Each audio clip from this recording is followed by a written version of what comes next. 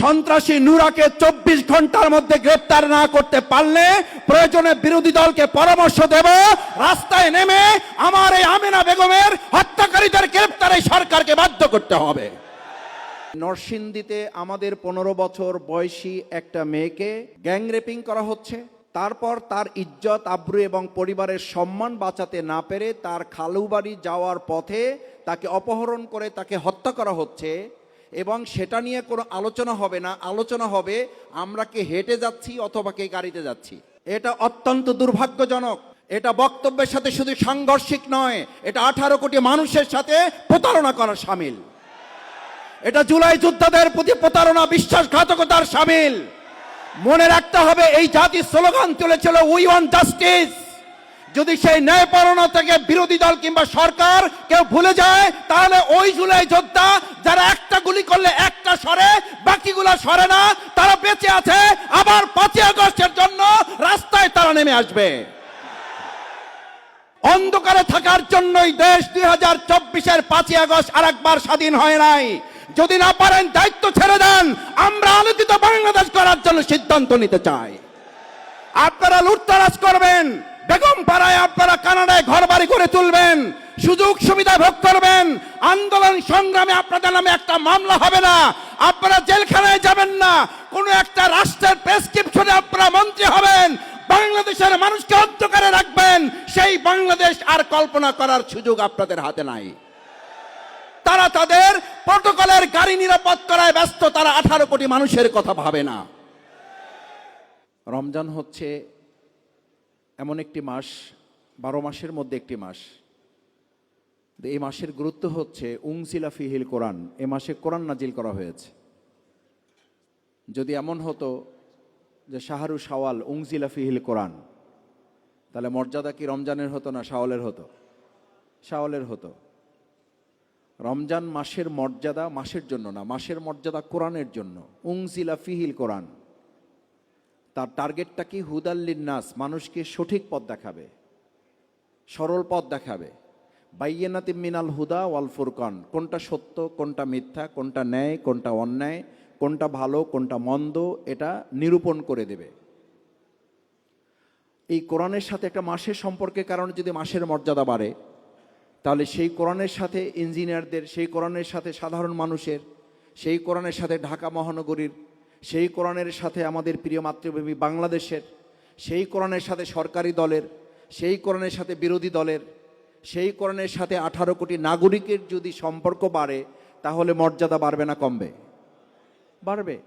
কিন্তু আমাদের মর্যাদা কমছে না। শুধু একটা সরকার প্রতিষ্ঠিত হতে না হতেই আমরা যখন 3টি মৌলিক কথা শুনছি সরকারের প্রধান ব্যক্তির বক্তব্য থেকে, আইনের শাসন, ন্যায্যতার ভিত্তিতে দেশ পরিচালনা এবং গুরুত্বের ভিত্তিতে নাগরিকগণ তাদের অধিকার সংরক্ষণ করবেন, এই কথা বলার 5 দিন 7 দিন যেতে না যেতেই আমাদেরকে এই দৃশ্য কেন দেখতে হয় যে নরসিংদীতে আমাদের 15 বছর বয়সী একটা মেয়েকে প্রথমে গ্যাং রেপিং করা হচ্ছে। তারপর তার ইজ্জত আব্রু এবং পরিবারের সম্মান বাঁচাতে না পেরে তার খালু বাড়ি যাওয়ার পথে তাকে অপহরণ করে তাকে হত্যা করা হচ্ছে এবং সেটা নিয়ে কোনো আলোচনা হবে না। আলোচনা হবে আমরা কে হেঁটে যাচ্ছি অথবা কে গাড়িতে যাচ্ছি। এটা অত্যন্ত দুর্ভাগ্যজনক। এটা বক্তব্যের সাথে শুধু সাংঘর্ষিক নয়, এটা 18 কোটি মানুষের সাথে প্রতারণা করার শামিল। এটা জুলাই যোদ্ধাদের প্রতি প্রতারণা, বিশ্বাসঘাতকতার শামিল। মনে রাখতে হবে এই জাতির স্লোগান তুলেছিল উই ওয়ান্ট জাস্টিস। যদি সেই ন্যায়পরায়ণ থেকে বিরোধী দল কিংবা সরকার কেউ ভুলে যায় তাহলে ওই জুলাই যোদ্ধা যারা একটা গুলি করলে একটা সরে বাকিগুলা সরে না, তারা বেঁচে আছে, আবার 5 আগস্টের জন্য রাস্তায় তারা নেমে আসবে।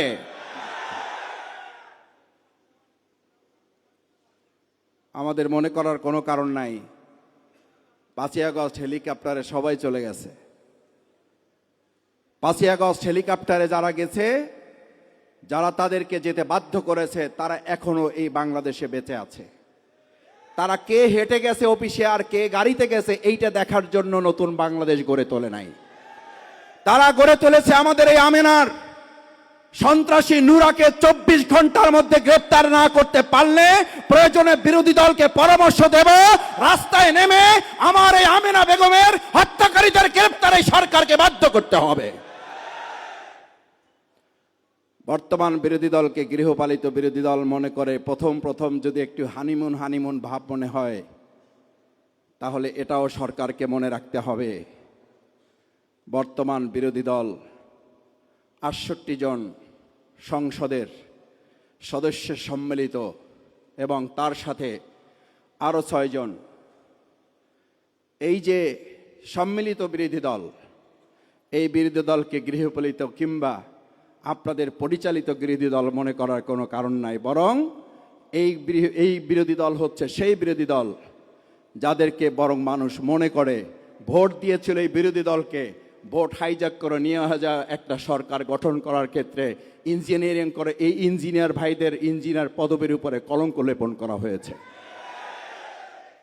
ইঞ্জিনিয়ার শব্দটা ছিল সম্মানের, মর্যাদার।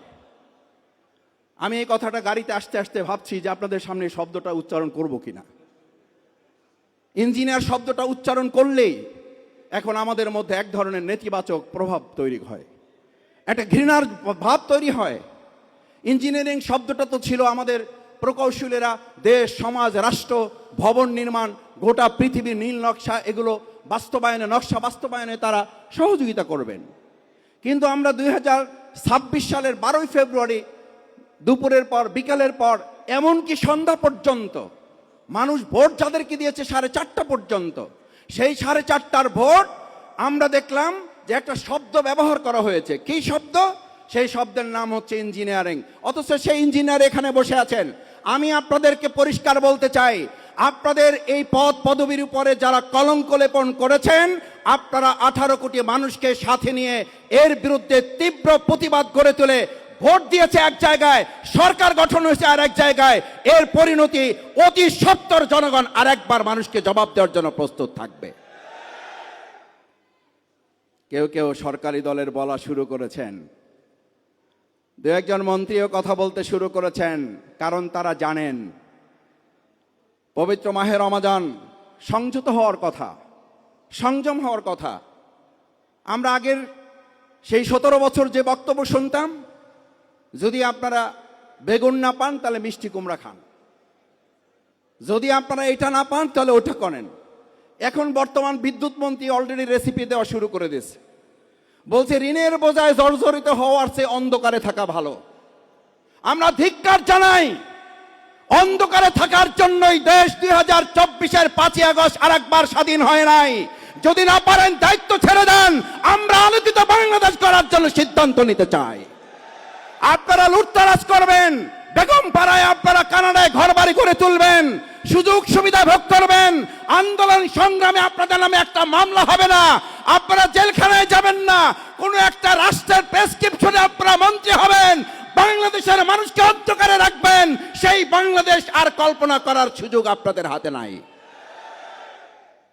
আমার ভাইয়েরা, নেতৃবৃন্দ বক্তব্য রাখবেন, শেষ করতে চাই।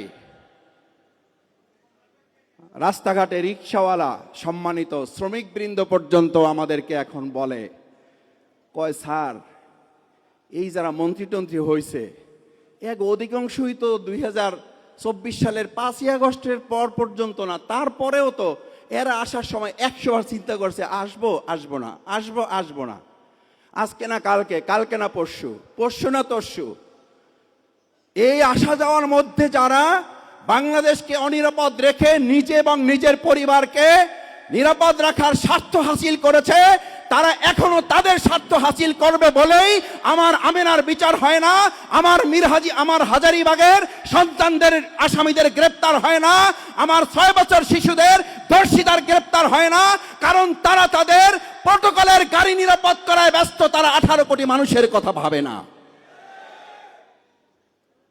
আমার প্রকৌশলী ভাই এবং বোনেরা, আসুন, আমাদের এই বাংলাদেশকে সম্ভবত মনে হচ্ছে জনগণ বলতে শুরু করেছে, আর একবার স্বাধীন করার জন্য হয়তো আবার আমাদেরকে রাজপথে নামতে হবে। তবে আমরা একটা কথা বলতে চাই, সকাল বিকাল দুপুর, আবার দুপুর সকাল সন্ধ্যা, এইভাবে আন্দোলন এবার হবে না। এবার আন্দোলন হবে 5ই আগস্ট সকাল থেকে আবার শুরু হবে। সকাল গড়িয়ে দুপুর যাবে না, দুপুরের আগে একটা পরিবর্তনের লক্ষ্যে ছাত্র জনতা এবং জনগণ রাজপথে নেমে গেলে তাদেরকে সামলাতে পারবেন না। তাই আসুন আমরা পরিষ্কার বলতে চাই, দেশকে সুন্দরভাবে পরিচালনা করুন। রমজান সংযমের মাস, কথাবার্তায় সংযমী হন, কাজের ক্ষেত্রে সংযমী হন, দেশের নাগরিকদের প্রতি সংযত আচরণ করুন এবং মানুষের মর্যাদা সমুন্নত রেখে যে বৈষম্য মুক্ত একটা বাংলাদেশ আমরা গড়ে তুলতে চেয়েছিলাম, আমাদের সন্তানরা যে জন্য জীবন দিয়েছে, আমাদের ভাইয়েরা যে জন্য জীবন দিয়েছে, আমাদের নেতৃবৃন্দ হাসতে হাসতে ফাঁসির মঞ্চে গিয়েছে, সেই বাংলাদেশের বিপরীত কোনো চিত্র দেখলে আবার এদেশের মানুষ একতাবদ্ধ হয়ে রাজপথে নামবে, তাতে কোনো সন্দেহ নেই। তার আগেই যদি আপনারা সতর্ক হয়ে যান, তাহলে আপনাদের জন্য কল্যাণ, দেশবাসীর জন্য কল্যাণ। সেই কল্যাণের প্রত্যাশা করে সবাইকে ধন্যবাদ জানিয়ে আমার কথা শেষ করছি। আসসালামু আলাইকুম ওয়া রাহমাতুল্লাহ।